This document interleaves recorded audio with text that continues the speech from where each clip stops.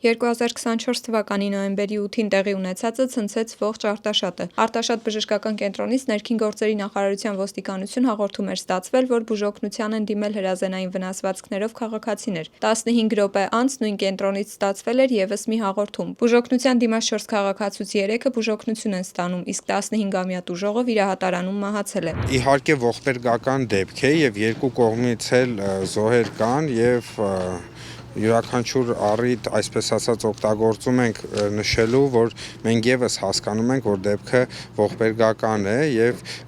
այո, եղել են ցավալի իրադարձություններ, սակայն այս ամենը նաեւ հաշվի առնվելով պետք է պատասխանատվություն կրեն այն անձինք, որոնք իրապես որևէ հակաիրավական արարք են կատարել։ Ես կարծում եմ, թե այսպես ասած դատավարական երկու հակառակորդ կողմերի համար էլ կարևոր է, որ ոչ թե պարտադիր ինչ որ մեկը պատասխանատվություն կրի, այլ պատասխանատվություն կրի հենց այն անձը, որը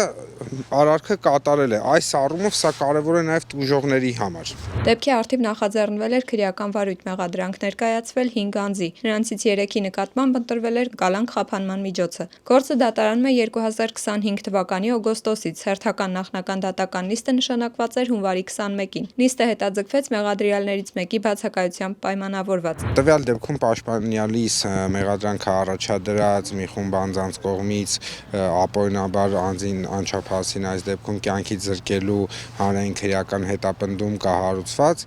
հատկանշական է, որ այն պայմաններում, երբ պաշտպանյալս տեղեկացված լինելու պահից, որ իրենով հետաքրքրված են իրավապահ համակարգի աշխատակիցները, արտերկրից հնարավորություն ունենալով առհասարակ չներկայանալ, տեղեկացված լինելու պահից ինքնակամ ներկայացել է վարույթն իրականացնող մարմնին, քանի որ որևէ մտավախություն չունի, սակայն այդքանից հետո անգամ վերջինիս նկատմամբ ընտրվել է կալանք խափանման միջոցը։ Պաշտպանի խոսքով, քանի որ գործի քննությունը դեռ վաղ փուլում է, հնարավոր չէ դրա վերաբերյալ ամբողջական դիրքորոշում հայտնել։ Քննության ընթացքում ուսումնասիրվում են բազմաթիվ ապացույցներ, լսվում են կողմերի դիրքորոշումները, ինչպես նաև պաշտպանական կողմի ներկայացրած փաստարկները։ Գործընթացը շարունակվում է օրենքով սահմանված կարգով։